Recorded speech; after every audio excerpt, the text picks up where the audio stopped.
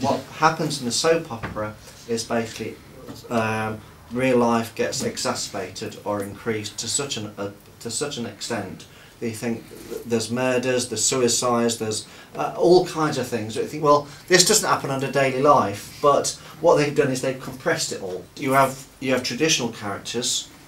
So, for example, you have the fool, you've got the alcoholic, you've got the business person, and so on and so on and so on. You've also got meeting spaces as well. So places where gossip is passed on, news is passed on. That's where your drama comes in. Yeah. You've also got secrets. All characters bring a secret to the drama. Okay, and that really kind of pushes it along a bit. We've got some handling objects in here from the Civil War collection. I'm going to ask you one by one to close your eyes, put your hand in the box, nothing will bite you, I promise. And the first thing that you touch, you pull out. You've got an object. I don't want you to think about what the object is, but what the actual qualities of the object are. Okay? Rough, smooth, colour, weight, whatever. Yeah? You're going to make a list of those qualities. Right, when you read, you're going to say the name of your character, the age, and you're going to say what's on your card, and then read your monologue. Arthur, that people call him Boy, he's 14 and a newcomer. I really wish that I could be a soldier, but I'm stuck doing this cooking and baking, and the truth is, I can't even cook. I just throw stuff in the stove and hope it turns out right, but most of the time it doesn't. I thought that coming to this new village would improve things, but my new master thinks I'm an idiot. The only food I can cook is porridge. Oliver Parnaby, and I'm 65, and I'm a farrier. I have to say, when I joined this job, I didn't realise what would be involved. You see, you don't get told. You work it out, watching the bigger men work. When I was a lad, I wanted to become a person of some importance, not a farrier. The truth is, when you're born, your life is already on a pretty setting. But I've worked, day and night, for threepence. I hate my job. I just can't tell anyone about my hatred or my aspirations. James for 20 sailor. For years I've wanted to act, but it's all about reading. I can't even read signs to see where I'm going. Instead I just tie knots and sail boats. When I see actors from travelling shows, I have a habit to attack them, not through hatred, or not having a job, but a jealousy that I cannot act like them. If I could read and act, it'd be great, but I don't know where to start, especially when I have the thinking skills of a cow. Okay. I'm a very unfaithful man. I have betrayed everything I stand for. My love life is, so to say, not one a man of the church, or even anyone should have. I know, being an influential member of the church, that I have wronged, but I have to make a confession before my heart is broken. I have been unfaithful to the sacred vow of marriage.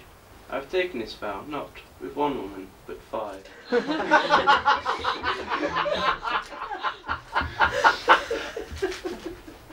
I know this is wrong, but I must only follow my heart. My heart is an evil and shady thing.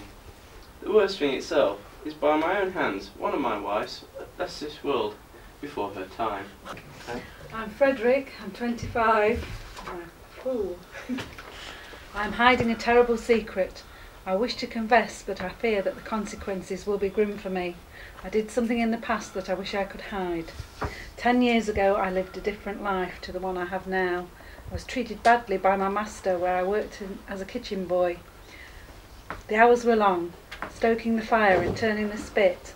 I only received the scrapings from my master's platter and slept in the soot of the hearth. One day I was asked to clean out the fireplace in the ladies' chamber and chanced to find a gold ring placed on the table. I hid it under my shirt and fled the house as soon as I got the chance. My name's John Keeper. I'm 30 and I'm a hostel keeper.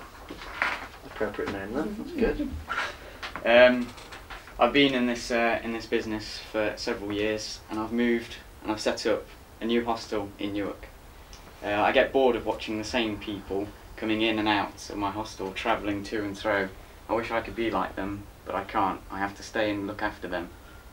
So instead, I've killed several of them, and I don't know why I do it. I just have the urge, and I bury the bodies in the hostel's garden. I'm Percival Pocket. I'm 30 years old, and I'm a merchant. I was living in another town far away from here before I came. I was married but unhappy. I was living a life of being beaten every day, and finally, when I could take it no longer, I snapped and fought back so hard that I killed the man who had been causing me so much pain. Realising what I had done, I ran for my life and I ended up here. I changed my name and identity and became the person you see here before you today. But the man who beat me was my husband, and I am, in fact, a woman. My name is Emily. I just felt that I would have no life as a woman alone. I didn't want to be thrown into a poorhouse or live a life of destitution, and so I've spent the last 10 years of my life living as a man. My name's Patrick, I'm 39, and I'm a drunkard. Okay. It was his fault, he stole my drink. Maybe it was a slight overreaction to smash a bottle over his face and then stamp on his head repeatedly. I didn't think it would kill him that quickly. I can't even remember what happened after that. He wasn't a nice lad anyway, always spreading rumours around the town, taking things. I've just done everyone a favour. Now, your politics is entirely up to you, whether you're royalist or parliamentarian. I'm sure that will creep out in some way. But what you need to do is you need to create a conversation. One of your secrets will come out. At the beginning, that's the only thing you're allowed to discuss. The big no-no is do not plan your conversation. Okay? Right, so decide whose secret's going to come out, and then someone says something, you both write it down, replies, both write it down, and so on and so on and so on. You have to go to the castle to pay tax. The thing about this one is it's kind of hard to let out. If you say I hate my job, a lot of people say that in kind of polite. True. Yeah. Newarkenders, traitors of the town. No one told you war was gonna be this way. The British broke its soaked and James's DOA. The vicar told you there'd be days like these, but he didn't tell you all he hated working with horses. You wake up at 10 and war began at 8. The royalists end up dead, I guess that's just fate. But John will murder you, and the bodies begin to fall. James will punish you, if you can't at all. Here's a girl. Oh yeah. I'm Lucy Keeper, landlady of the hostel. I can't believe I'm telling you this. My husband John is a good man, but he isn't really my husband. We've lived as husband and wife for 5 years now, but I was already married when he met me. I'd just married a man of the church, believing him to be good and true, only to find that I was his 4th wife, and 3 of them were still alive. My name is Tom Fellow, I'm 15 and I'm a soldier. I'm scared, I'm always scared. I could find out the truth, the reason why my armour is too big. I am not a real soldier. I hate soldiers. It was soldiers who raided my village and killed my mother, father and younger brother. Only I survived because I was scared. I hid. And when the soldiers had killed the whole village, one of them came to our house to take whatever he could find. He didn't see me, so when his back was turned, I jumped on him. I strangled his face until the floor around him was spread with blood. John, look over there towards the edge of the marshes. Isn't that Oliver? Yes, I think it is. He's always down here making some excuse about losing his horses. Or he's got another bag of stuff, and his wife's in on whatever he's doing. I think he's talking to himself. Oh, wait. I think he's singing. What are you doing, Oliver? I think there's only one way I can see this, and that's this.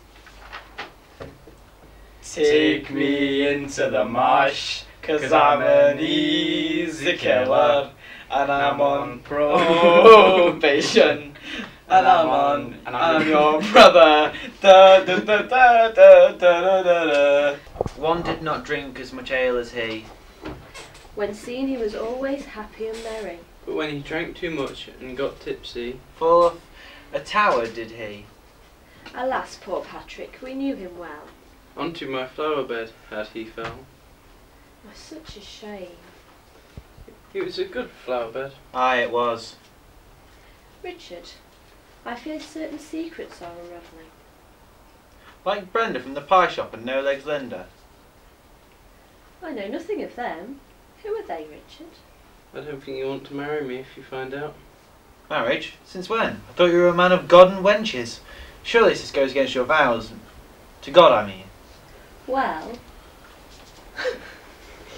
Who is this Patrick whom everyone seems to be talking about? Just some drunk guy. He was off his head. He thought he was a bird, and then he thought he could fly. So he jumped off the church tower. Boop! Dead.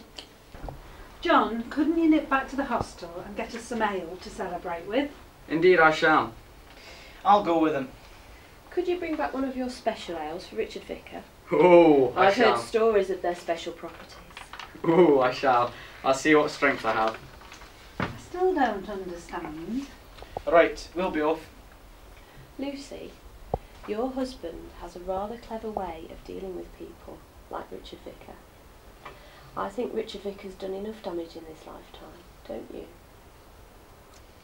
I suggest that we kill Lucy, therefore claiming the money for your hostel, and then we can go and live a jolly life as parliamentarians where our true heart lies.